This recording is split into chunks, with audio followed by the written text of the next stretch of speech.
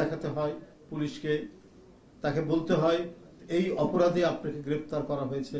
এগুলো বিএনপি বা সমমনা রাজনৈতিক দল যারা গণতন্ত্রের লড়াই করেছে তাদের ভাগ্যে এই ভদ্রতাটুকু ছিল না। যখন মনে করেছে পার্টি অফিসে ঢুকে পড়েছে, প্রেস ব্রিফিং করছে, এর মধ্যে থেকে ধরে নিয়ে চলে গেল, অথবা কেউ হয়তো নেমে যাচ্ছে গেট থেকে নির্বিচারে গ্রেফতার করে নিয়ে প্রিজন ভ্যানে তুলে ফেলল, এবং সেখান থেকেই টর্চার করতে করতে মারতে মারতে থানায় না হলে ডিবি অফিসে নিয়ে যাওয়া হয়েছে। কত আয়না ঘর তৈরি করা হয়েছে, কত ধরনের নিপীড়ন নির্যাতনের হিটলারি গ্যাস চেম্বার তৈরি করা হয়েছে। এখন যেটা আমরা দেখতে পাচ্ছি, জানতে পারছি, ছবিও পাচ্ছি, এর মধ্যেই আমাদের জীবন কাটাতে হয়েছে। আমরা সেই সমস্ত অবস্থা থেকে পরিত্রাণ পাই এই 5ই আগস্টে ছাত্র জনতা বিপুল তরঙ্গে রাজপথে যখন আছড়ে পড়ে এবং পালিয়ে যেতে বাধ্য হয় শেখ হাসিনা। তার মধ্যে সাংবাদিক বন্ধুরা সময়ের পিঠে এপিটাফ রেখে কালের যাত্রায় বড় দ্রুত পেরিয়ে যাচ্ছে দিনক্ষণ। কোটা সংস্কারের টানা 36 দিনের সংসপ্তক আন্দোলন থেকে দুনিয়া কাঁপানো অভাবনীয় অবিনাশী গণ অভ্যুত্থান রূপ পরিগ্রহ করা যে রক্তাক্ত জুলাই বদলে দিয়েছে এই ভূখণ্ডের ঐতিহাসিক স্রোতধারা। জীবন দিয়ে রচিত হয় এক ঐতিহাসিক লড়াই সংগ্রামের গৌরবোজ্জ্বল অধ্যায়। পতন হয় ফ্যাসিবাদের, তার পয়লা বর্ষপূর্তি আজ। যাবতীয় ভয় হুমকি ও দুর্বিপাকের মধ্যে ছাত্র জনতা মৃত্যুঞ্জয়ী ভূমিকায় অবতীর্ণ হয়। আওয়ামী লীগের দীর্ঘ স্বৈরাচারী উৎপীড়ন ও গণ অভ্যুত্থানের দীর্ঘ 16 বছর আওয়ামী লীগের দীর্ঘ স্বৈরাচারী উৎপীড়ন ও গণ অভ্যুত্থানের পটভূমি রচনা করেছিল। এই অভ্যুত্থান সারা দেশে নাগরিক শক্তির এক অভূতপূর্ব ও দুঃসাহসী ঐক্য গড়ে ওঠে, যা চেপে বসা শেখ হাসিনার দীর্ঘ 1.5 দশকের ভয়ঙ্কর ফ্যাসিবাদী দুঃশাসনকে উৎখাত করে। গত বছরের জুলাই মাসটা যেন ইতিহাসের পৃষ্ঠায় উৎকীর্ণ এক দাবানল বিস্ফোরিত অগ্নিময় অধ্যায়। জুলাই গণ অভ্যুত্থান ছিল বাংলাদেশের মানুষের আত্মপরিচয়, ন্যায় বিচার, সুশাসন সহ গণতন্ত্র প্রতিষ্ঠার 16 বছরের সংগ্রামের চূড়ান্ত মাইলফলক। বিকট ফ্যাসিবাদ পতনের ফলে গণতন্ত্রের নতুন সূর্যোদয়ের দিগন্ত রেখায় দেখা যায়। আজ শুধু একটি রক্তপিপাসু সরকারের পতনের বার্ষিকী নয়, বরং একটি জাতির গণতান্ত্রিক চেতনার পুনর্জাগরণের স্মরণীয় দিন। এ গণ অভ্যুত্থান ছিল সময়ের দাবি ও অনিবার্য এক রাজনৈতিক বিস্ফোরণ। কার্যত এই গণ অভ্যুত্থান দীর্ঘ জুলুমের বাতাবরণের মধ্যে অঙ্কুরিত হয়েছিল অনেক আগেই। যখন মানুষের সমস্ত অধিকার হরণ করে নিয়েছিল আওয়ামী সরকার, তারা মানুষের স্বপ্ন ঝাপসা করে দিয়েছিল, বাজেয়াপ্ত করেছিল কণ্ঠ। ঘরে ঘরে ক্রন্দন, নিঃসঙ্গ নীরব অশ্রুপাতে ভারী হয়ে উঠেছিল আসমান জমিন। একের পর এক গণ আন্দোলন, দমন, গুম, খুন, হামলা মামলা, আয়নাঘর এবং অলিগার্কদের লুটপাট স্বেচ্ছাচারিতার উৎসব মানুষের মনে গভীর ক্ষত সৃষ্টি করেছিল। সর্বোপরি ভোটাধিকার হরণ করা হয়েছিল বীভৎস নির্মমতায়। মানুষ হারিয়ে ফেলেছিল বিশ্বাস, হারিয়ে ফেলেছিল নিজের রাষ্ট্রে নিজের নাগরিকত্বের আত্মবিশ্বাস। বন্ধুরা, দীর্ঘ জুলুমের ইতিহাস থেকে মানুষের মনে যে ক্ষত এবং বারুদ ভরা দ্রোহের জন্ম নিয়েছিল, সেখান থেকে হাতের মুঠোয় প্রাণ নিয়ে জুলাইয়ের অনেকে পথে নেমে এসেছিল। জুলাই হয়ে দাঁড়িয়েছিল জুলুমবাজ আওয়ামী শাসক গোষ্ঠীর অন্যায় যজ্ঞের বিরুদ্ধে বুক টান করে দাঁড়ানোর অসম সাহসী ছাত্র জনতার বীরত্বের স্মারক স্তম্ভ। সেই ধারাবাহিকতায় 5ই আগস্ট শেখ হাসিনা অবশেষে পালিয়ে যেতে বাধ্য হয়। গণতন্ত্র পুনঃপ্রতিষ্ঠার স্বপ্নগুলি আবার জাগরিত হয়, আবার আমরা অবাধ সুষ্ঠু নির্বাচন এবং সত্যিকার জনগণের প্রতিনিধিত্বমূলক সরকার, জবাবদিহিমূলক সরকার প্রতিষ্ঠা যে বাতাবরণ তৈরি হয়েছে সেটিকে এখন বাস্তবায়ন করা আমাদের সকলেরই মৌলিক দায়িত্ব। সব মিলিয়ে কিছুক্ষণ আগে জাতির উদ্দেশ্যে আমাদের দলের ভারপ্রাপ্ত চেয়ারম্যান তারেক রহমান তার বক্তব্যে বলেছেন, যারা কৌশলে ফ্যাসিবাদী শাসনের সঙ্গে বর্তমান অন্তর্বর্তীকালীন সরকারের তুলনা করতে চান তাদেরকে স্মরণ করিয়ে দিয়ে বলতে চাই, 5ই আগস্ট বাংলাদেশে যা ঘটেছে এটি শুধু বাংলাদেশ নয়, বিশ্বের ইতিহাসেও মনে হয় নজিরবিহীন। 5ই আগস্ট গণভবন ছেড়ে ফ্যাসিস্ট পালিয়েছে, সংসদ ভবন রেখে সাংসদরা পালিয়েছে, আদালত ছেড়ে প্রধান বিচারপতি পালিয়েছে, জাতীয় মসজিদ বাইতুল মুকাররম ছেড়ে প্রধান খতিব পালিয়েছে, ক্যাবিনেট ছেড়ে মন্ত্রীরা পালিয়েছে, ফ্যাসিস্টের দোসররা গা ঢাকা দিয়েছে। তাদের উদ্বেগের বিষয় হচ্ছে পলাতক এই ফ্যাসিস্ট চক্রের মনে এখনো কোনো অনুতাপ অনুশোচনা নয়।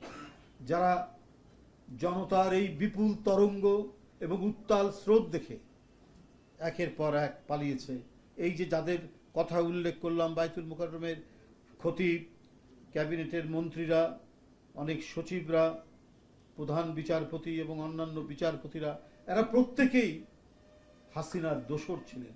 হাসিনার রক্ত পিপাসু যে দুঃশাসন, সেই দুঃশাসনকে এরাই প্রলম্বিত হতে সুযোগ সৃষ্টি করেছিল। কিন্তু সেদিন আর কেউ তার পাশে থাকে। শেখ হাসিনা চলে গেছেন, তার দলের সকল নেতা কর্মী অন্যান্য সহযোগীদের ফেলে রেখে শুধুমাত্র নিজের আত্মীয় স্বজনকে নিয়ে তিনি পালিয়েছেন। দেখুন, উনার আত্মীয় স্বজন কেউ কিন্তু ধরা পড়েনি। যারা অন্যায়, অবিচার, ভয়ঙ্কর জুলুম করেছে তাদের কিন্তু কেউ গ্রেপ্তার হয়নি। অন্যান্য জুলুমবাজ, অন্যান্য অত্যাচারীরা তার দলের, যাদের সাথে শেখ হাসিনার রক্তের সম্পর্ক নেই, তারা কিন্তু ধরা পড়েছে। এদেরকে ফেলে দিয়ে উনি পালিয়েছেন। বন্ধুরা, বিএনপির ভারপ্রাপ্ত চেয়ারম্যান তারেক রহমান দেশের গণতন্ত্রকামী জনগণের প্রতি আহ্বান জানিয়ে বলেছেন, কেউ আইন নিজের হাতে তুলে নেবেন না, মব ভায়োলেন্সকে উৎসাহিত করবেন না, নারীর প্রতি সহিংস আচরণ করবেন না, অন্যের স্বাধীনতার প্রতি শ্রদ্ধাশীল থাকুন। শেখ হাসিনার পতনের দিন থেকে আমরা জেলে, সেখানে আমরা তার বার্তা পেয়েছি যে আপনারা জেলখানা থেকে বাইরে নেতাকর্মীদের মধ্যে যোগাযোগ করার চেষ্টা করুন এবং সবাইকে শান্তি থাকতে বলুন। কেউ যেন বিশৃঙ্খল আচরণ না করে, কেউ যেন কারো বাড়িতে আক্রমণ না করে, কেউ যেন কোথায় কোনো প্রতিষ্ঠানে হামলা না করে। আমরা কারাগারের ভিতর থেকে চেষ্টা করেছি যে সবাইকে নিবৃত করার জন্য। ওখান থেকে যার যার মোবাইল নাম্বার নেওয়া সম্ভব হয়েছে তাদেরকে আমরা কথা বলেছি যে তোমরা শান্ত থাকো, কেউ শৃঙ্খল আচরণ করবে না, কেউ কোনো লুটপাট এবং অন্য কাজের সাথে থাকবে না। এখানে আমরা যারা সেই সময় যারা নেতৃবৃন্দ যারা ছিলাম, মানে অন্যান্য প্রায় তো অনেকেই, আমির খসরু মাহমুদ চৌধুরী, আমানুল্লাহ আমান, শহীদুদ্দিন চৌধুরী অ্যানি, আমাদের উত্তর দক্ষিণের আহ্বায়ক মজনু এবং আমিনুল সহ, তারপরে আমাদের বাবুল ভাই ঢাকা বিভাগের সম্পাদক, সাংগঠনিক সম্পাদক, আমাদের অনেকেই, সুলতান সালাউদ্দিন টুকু, ডাক্তার রফিক, তারপরে অনেকেই আমরা তখন কারাগারের মধ্যে, আর অসংখ্য ছাত্র নেতা, যুব নেতা, অসংখ্য নেতাকর্মীরা কারাগারে। কিন্তু হ্যাঁ, আমাদের তেজারার মিল্লাত ভাই, সবাই আমরা কারাগারে, এবং কারাগারের ভিতর থেকে আমরা এটি বাইরে আমরা যোগাযোগ করে সবাইকে নিবৃত হওয়ার আহ্বান করছি। এটা সেদিন থেকেই জনাব তারেক রহমান, বিএনপির ভারপ্রাপ্ত চেয়ারম্যান, আমাদেরকে নির্দেশ দিচ্ছেন, আমরা এই কাজগুলো করে গেছি। এরপরে অসুস্থ তার মধ্যেও দেশনেত্রী বেগম খালেদা জিয়া সবাইকে শান্ত থাকার নির্দেশ দিয়েছেন এবং আমাদের সাধ্যমতো আজও পর্যন্ত আমরা সেই কাজটাই করছি। এবং এরপরেও দলের মধ্যে যারা বিশৃঙ্খলা করছেন, নানা ধরনের অভিযোগ আসছে, তাদেরকে কঠোর হস্তে দমনের জন্য আপনারা দেখেছেন প্রতিদিন কেউ বহিষ্কার হচ্ছেন, কাউকে অব্যাহতি দেওয়া হচ্ছে, কারো পদ স্থগিত করা হচ্ছে, কাউকে শোকজ করা হচ্ছে। এই কাজ চলছে এবং আমাদের কোনো আচরণে, আমাদের কোনো কর্মকাণ্ডে যাতে কোনো ধরনের বড় ধরনের বিশৃঙ্খলা এবং মানুষ বিরক্ত না হয়, এই জন্য কেন্দ্রীয় নেতারা যারা এলাকায় যাবেন তাদের কোনো মোটর সাইকেল বহর, তাদের গাড়ি বহর নিষিদ্ধ করে দেওয়া হয়েছে এবং এরপরেও যারা কথা শোনেনি তাদেরকে অনেককে বহিষ্কার করা হয়েছে, পদ স্থগিত করা হয়েছে, শোকজ করা হয়েছে এবং এটা অনেক গুরুত্বপূর্ণ কেন্দ্রীয় নেতা থেকে শুরু করে একবারে নিচের দিকে পর্যন্ত কাউকে এই ব্যাপারে রেহাই দেওয়া হয়নি। আমরা ভারপ্রাপ্ত চেয়ারম্যানের নির্দেশে এই কাজগুলো আজ পর্যন্ত আমরা করে যাচ্ছি। বন্ধুরা, তিনি আরো বলেছেন, মায়ের চোখে বাংলাদেশ যেমন আমরা তেমন একটি বাংলাদেশ, মায়ের চোখে বাংলাদেশ যেমন আমরা তেমন একটি বাংলাদেশ গড়তে চাই, যেখানে দল, মত, ধর্ম, বর্ণ নির্বিশেষে বিশ্বাসী, অবিশ্বাসী, সংশয়বাদী প্রতিটি সন্তান, প্রতি মানুষ নিরাপদে থাকবে। আজ এবং আগামীর প্রতিটি 5ই আগস্ট হয়ে উঠুক গণতন্ত্র, সুশাসন প্রতিষ্ঠা আর মানবিক মানুষ হয়ে ওঠা অঙ্গীকারের দিন, বলেছেন জনাব তারেক রহমান। এই সুমহান অঙ্গীকারের বাস্তবায়নের দীর্ঘ যাত্রায় আমি এবং আমার দল বিএনপি দেশের সকল গণতন্ত্রকামী জনগণের সমর্থন এবং সহযোগিতা আশা করছি।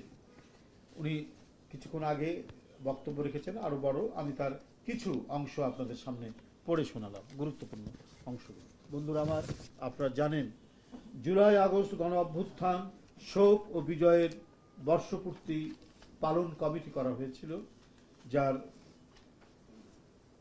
প্রধান ছিলাম আমি এবং সদস্য সচিব আমাদের গণশিক্ষা বিষয়ক সম্পাদক প্রফেসর মুর্শেদ হাসান খান।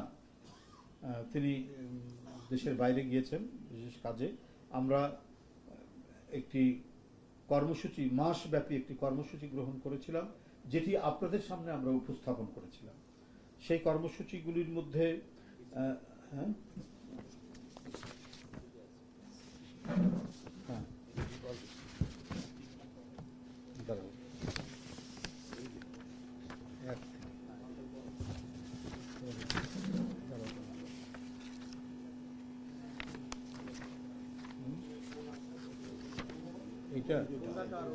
এটা পূর্ণ তো আমি 1 তারিখের গুলো আছে না, 1 তারিখের দেখো তো, 1 তারিখের দেখো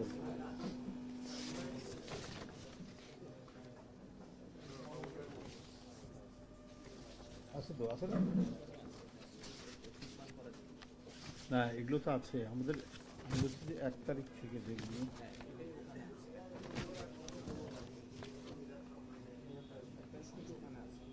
এখানে, আমি তো এটা 15 তারিখ দেখছি। এইটা নারীদের আবেদন না, এখানে কই তো মানে এখনই দেখলাম তো, এটা ওইদিকে দেখো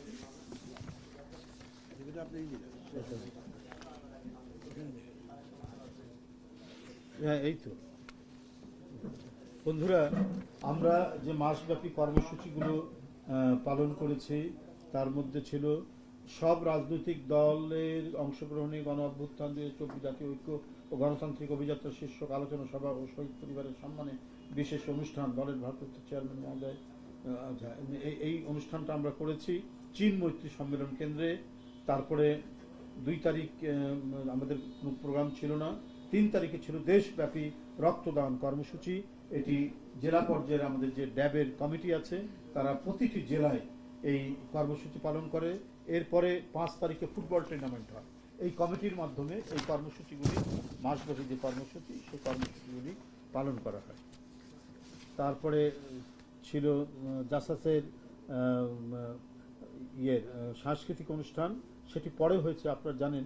ইয়েটা হলো কয় তারিখে জানেন? না না, ইয়েটা আরে তোমার স্কুলে যে বিমানটা পড়লো 21 তারিখে। হ্যাঁ, আচ্ছা, এটা আমরা করেছি। তারপরে পেশাজীবীদের, হ্যাঁ, পেশাজীবীদের প্রোগ্রামে স্কুলটার নাম কি আচ্ছা, ছাত্রদল 12ই জুলাই ছাত্রদলের শহীদ পরিবারের সাথে বিএনপির ভারপ্রাপ্ত চেয়ারম্যান জনাব তারেক রহমানের মতবিনিময় সভা, এটা ছাত্রদল করে এবং অত্যন্ত সুন্দরভাবে এইটি অনুষ্ঠানটি হয়। এরপরে 15ই জুলাই গণ অভ্যুত্থান বাদ বদলের দিন বিশেষ আলোচনা অনুষ্ঠান টিএসসিতে এটি ছাত্রদল আয়োজন করে এবং তারা এটি অত্যন্ত সফলভাবে এই অনুষ্ঠানটি করা হয়েছে। আরও অনুষ্ঠান করা হয়েছে শহীদ ওয়াসিম ও শহীদ আবু সাইদের স্মরণে চট্টগ্রাম ও রংপুরে ছাত্র সমাবেশ, এই দুটি জাতীয়তাবাদী ছাত্রদল করে। আরেকটা হলো দেশব্যাপী দোয়া মাহফিল এবং দেশব্যাপী মৌন মিছিল ও কালোবাজ ধারণ, এটা ছিল 18ই জুলাই। এটা ওলামা দল আয়োজন করে হচ্ছে দোয়া মাহফিল আর মৌন মিছিল বিএনপির প্রতিটি জেলায় জেলায় ঢাকা সহ অনুষ্ঠিত হয়। গণ অভ্যুত্থান 2024 বেসরকারি বিশ্ববিদ্যালয়ে দলের ভারপ্রাপ্ত চেয়ারম্যান মহোদয় সেখানে উপস্থিত ছিলেন। তারা একটি অনুষ্ঠান করেন, এটা হয়েছে কৃষিবিদ সম্মেলন, কৃষিবিদ ইনস্টিটিউশন করে, এটা অত্যন্ত সাফল্যের সাথে সেটি অনুষ্ঠিত হয়। এছাড়াও 20 তারিখে সবুজ পল্লবে স্মৃতি অম্লান, শহীদ জিয়া উদ্যান ও সারা দেশে বৃক্ষরোপণ, এটাতে ছিল জাতীয়তাবাদী কৃষক দল ও আমরা বিএনপি পরিবার যৌথভাবে তারা এই কর্মসূচিটি পালন করে এবং আপনারা প্রত্যেকটাতেই উপস্থিত ছিলেন এবং দেখেছেন কত সুন্দরভাবে এই অনুষ্ঠানগুলি উদযাপিত হয়েছে। এরপরে 21 তারিখে সেই মর্মস্পর্শী হৃদয় বিদারক এবং শোকাহত ঘটনা ঘটে। মাইলস্টোন সেই স্কুলে অসংখ্য কচি শিশু কিশোর তরুণদের সে নিহত হয়, তাদের স্মরণে সেদিন ছিল পেশাজীবীদের অনুষ্ঠান। সেই অনুষ্ঠানটি অত্যন্ত সংক্ষিপ্ত করে শেষ করে দেওয়া হয়। এরপরে ফ্যাসিবাদ বিরোধী আন্দোলনে নারীদের অবদানের প্রোগ্রাম ছিল 22 তারিখে। হ্যাঁ, সেটা এই কর্মসূচিগুলো ওই স্কুলের যে ট্র্যাজেডি, ওই বিয়োগান্তক ঘটনার জন্য সেটা সেটা পিছিয়ে দিয়ে 27 তারিখ করা হয়। আচ্ছা, হ্যাঁ, ওটা হচ্ছে 31 তারিখে না, ধরো চারটাই কথা।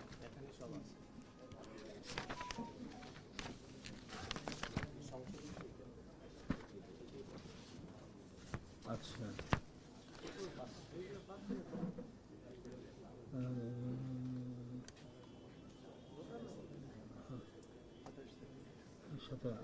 সাতাশ তারিখে না, 27 তারিখে হলো গ্রাফিতি অঙ্কন, ওটা তো পিছিয়ে ওটা হয়েছে। হ্যাঁ, বিভাগীয় পর্যায়ে গ্রাফিতি অঙ্কন, এটা একটা কর্মসূচি ছিল, সেটি হয়েছে। তারপরে ডেঙ্গু প্রতিরোধে পরিষ্কার পরিচ্ছন্নতা অভিযান, এটা স্বেচ্ছাসেবক দল অত্যন্ত চমৎকারভাবে তা এই অনুষ্ঠানটা করেছে। উত্তর এবং দক্ষিণে দুটাতেই আমি চিফ গেস্ট ছিলাম। আরেকটি করেছে গ্রাফিতি অঙ্কন এই জুলাই বিপ্লবের উপর যুবদল কেন্দ্রীয় কমিটি, তারাও অত্যন্ত সুন্দরভাবে এই অনুষ্ঠানটি করেছে। গণতান্ত্রিক পথযাত্রায় শিশু বনানী মাঠ ওয়ার্ল্ডল্যান্ড পর্যন্ত, এটা হচ্ছে আমরা বিএনপি পরিবার ও মায়ের ডাক, তারা যৌথভাবে এই অনুষ্ঠানটি করেছিলেন। আতিকুর রহমান রুমন ও সঞ্জিদে ইসলাম তলির নেতৃত্বে এটাও পালন হয়। তারপরে বিশ্ববিদ্যালয় শিক্ষকদের সমাবেশ হয়েছিল, এটা হয়নি, যেগুলো হয়নি সেগুলো আবার পরবর্তীতে মানে তারিখ দিয়ে ওটা করা হবে। আচ্ছা, এরপরে হচ্ছে নারকীয় জুলাই, সাভার আশুলিয়া থানায় লাশ পোড়ানোর ওই যে ঘটনাটা আপনারা জানেন, যে কিভাবে ট্রাকের মধ্যে লাশ পুড়িয়েছিল এবং একজন জীবন্ত মানুষকে পুড়িয়ে দিয়েছিল। এই বর্বরচিত নিষ্ঠুরতার কোনো তুলনা মেলা ভার, নজিরবিহীন এই ঘটনা। ওই দিনটিকে স্মরণে বিএনপির উদ্যোগে এটা মূলত ঢাকা জেলা এই অনুষ্ঠানটি করে। সেখানে উত্তর বিএনপি সেখানে উপস্থিত থাকে, তারাও লোকজন নিয়ে সেই সমাবেশে যোগদান করে এবং ভারপ্রাপ্ত চেয়ারম্যান সেখানে প্রধান অতিথি হিসাবে উপস্থিত ছিলেন। 31শে জুলাই জাতীয়তাবাদী আইনজীবী ফোরাম, তারা গত বছর মার্চ ফর জাস্টিস এই কর্মসূচিটি পালন করেছিলেন ফ্যাসিবাদের বিরুদ্ধে, সেইটার স্মরণে এবারও তারা মার্চ ফর জাস্টিস নামে একটি অনুষ্ঠান করে ওই দিন।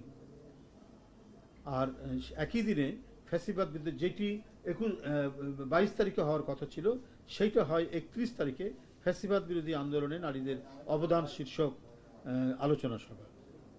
সেখানে নারীদের, আমাদের যারা নারী নেতৃত্ব আছেন, কি বলে আফরোজা খানম, রীতা আপা, তারপরে আফরোজা আব্বাস এবং আরও যারা আমাদের নারী নেতৃত্ব আছে, তারা এটিকে অর্গানাইজ করে।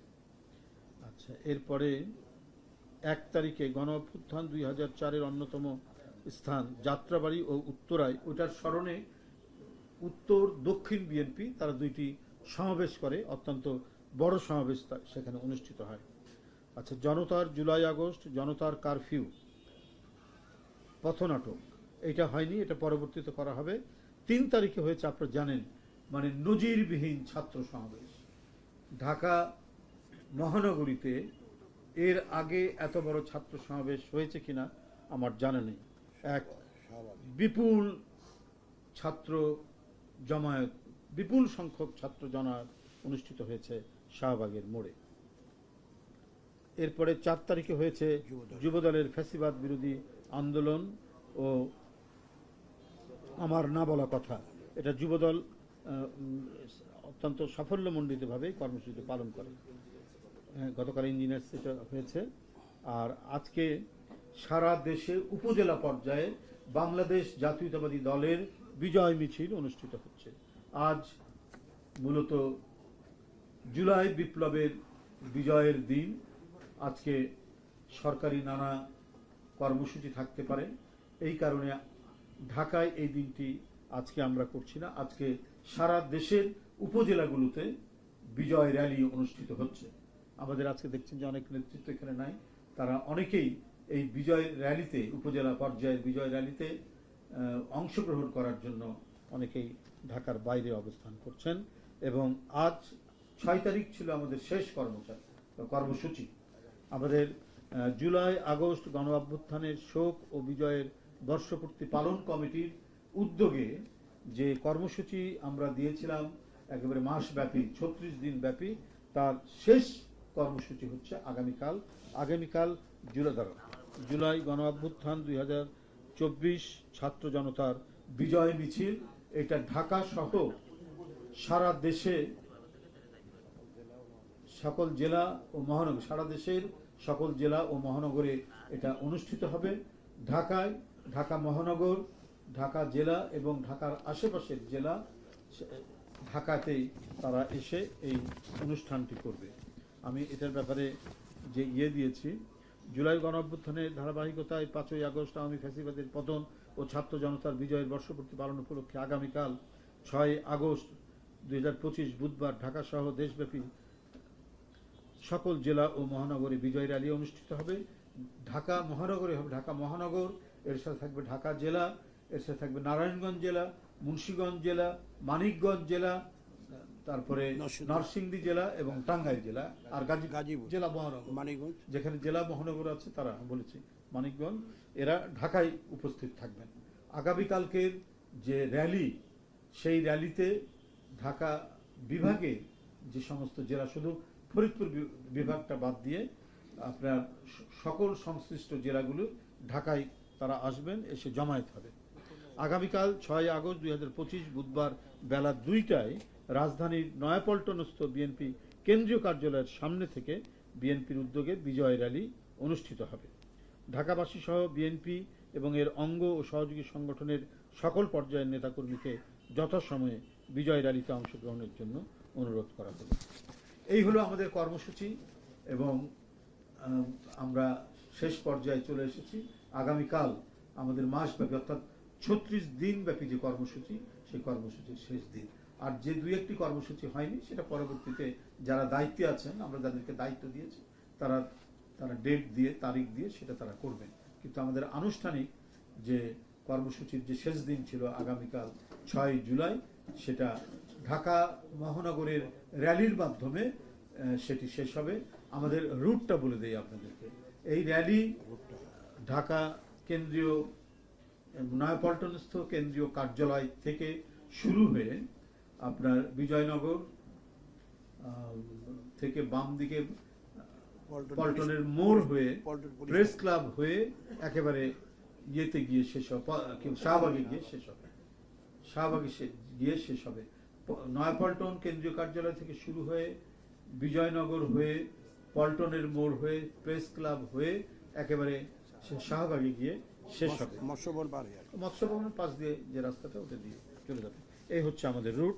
আপনাদেরকে আমরা জানিয়ে দিলাম।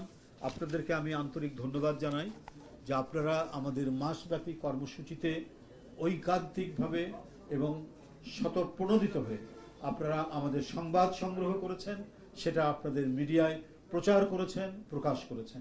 এই জন্য বাংলাদেশ জাতীয়তাবাদী দলের পক্ষ থেকে আমি আপনাদের গণমাধ্যমের সকল সাংবাদিককে এবং আপনাদের যে গণমাধ্যমের সাথে আপনারা যুক্ত তাদের সবাইকে আন্তরিক প্রীতি এবং শুভেচ্ছা জানাচ্ছি।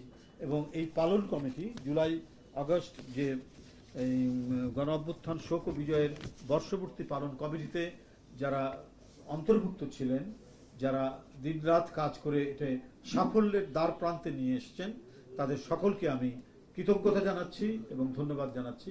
তাদের প্রত্যেকেরই সহায়তায় আমরা এই কর্মসূচিটি, মাসব্যাপী কর্মসূচিটি সাফল্যের দ্বার প্রান্তে নিয়ে আসতে পেরেছি। আপনাদের সকলকে ধন্যবাদ। খুদা হাফেজ।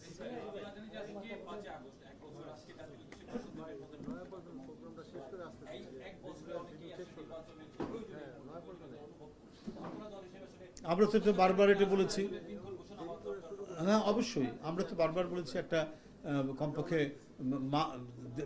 ইয়েটা সময়টা জানা, তারিখটা জানা, যে কখন এটা দেওয়া হচ্ছে। এটা তো সম্পূর্ণ শিডিউল তো ঘোষণা করবে নির্বাচন কমিশন, কিন্তু সরকার সেটি করার ক্ষেত্রে সেটাকে ত্বরান্বিত করবেন এবং একটা ডেডলাইন দেবেন যে এই সময়ের মধ্যে এটা করতে হবে।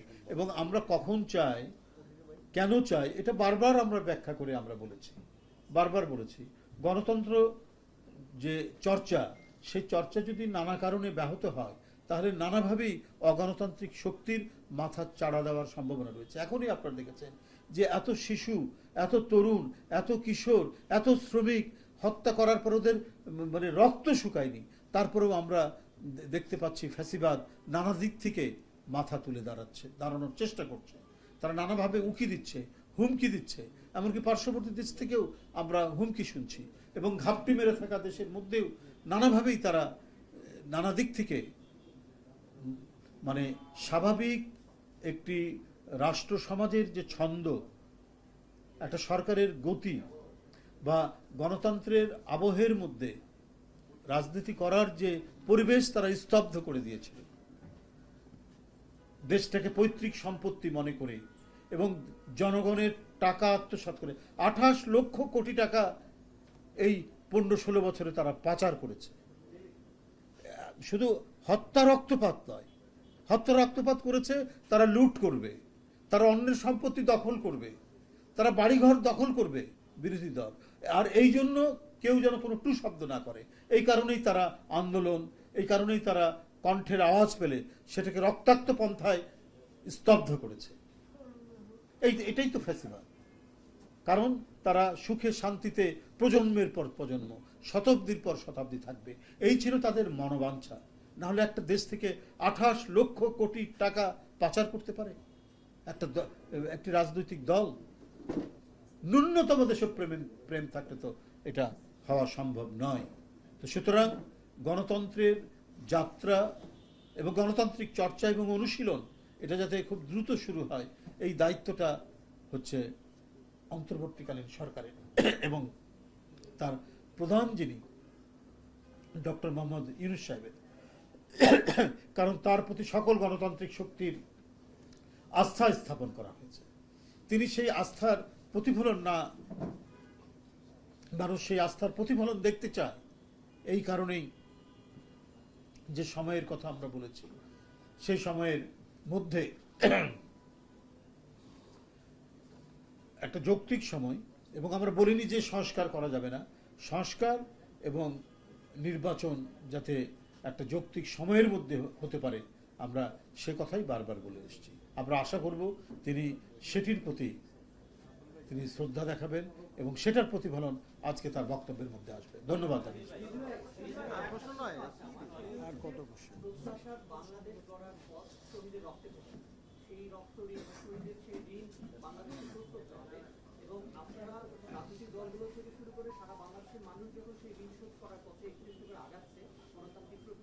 তখন আমরা দেখতে পাই এই সরকারের উপদেষ্টা মন্ডলীর কেউ কেউ বলছেন যে 111-এর আরেকটি পদচিহ্ন পাওয়া যাচ্ছে। আমার কোনো উপদেষ্টা বলছেন সরকারের মাঝে আরেকটি সরকার রয়েছে।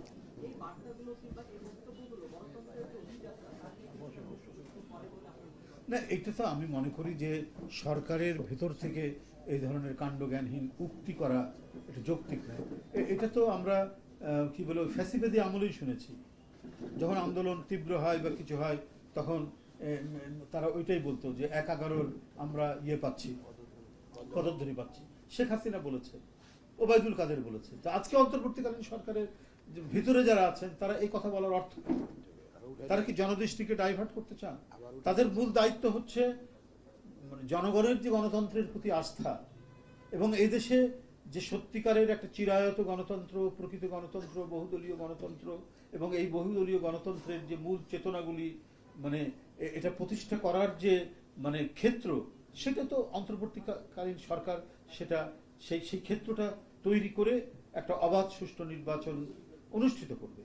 তো সেই কথাগুলো না বলে এই ধরনের কথাগুলো তো জনদৃষ্টিকে ভিন্ন খাতে নিয়ে গিয়ে অন্য কোনো উদ্দেশ্য হাসিল করা, এটা দায়িত্বশীল কোনো বক্তব্য হতে পারে না কোনো উপদেষ্টা। এটা কখনোই হতে পারে না। এটা কোনো হীন উদ্দেশ্য নিয়ে এই সমস্ত কথাগুলো বলা হচ্ছে।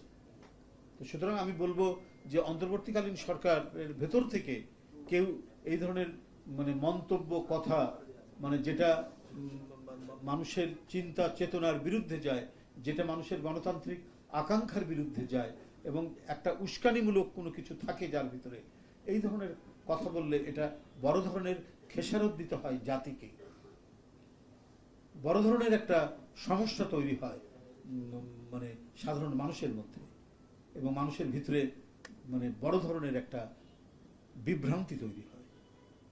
এটা এই সমস্ত বক্তব্য একেবারে বালকসুলভ বক্তব্য, শিশুসুলভ বক্তব্য, ইনফ্যান্টাইল ম্যাডনেস বলে আমি মনে করি। ধন্যবাদ।